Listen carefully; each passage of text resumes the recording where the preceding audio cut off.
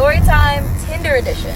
Okay, the story blew up on Twitter like a while ago, but I'm just gonna retell it because it's very informational. So there was this guy and this girl, and they met through Tinder, and then they met up and they went on this date. And they were out at dinner, and then she starts not feeling so well. And then she says, I really need to go home. And he says, yeah, I'll drive you home. And she says, okay. So then they get to her house, and then she starts feeling better. So then she says, do you want to come in for some coffee? And then he says, yeah, sure. So they go inside, they have their coffee, and then she doesn't feel well again. And she's like, oh, I'm sorry, I don't feel well again. I think you really need to leave. And he's like, okay. And he leaves. And then she goes to bed, and in the middle of the night, she wakes up, and she hears this noise down in her kitchen. And so she locks her door, and she calls the cop. And the 911 operator is just on the other line saying, can you just stay on the line until the cops get there?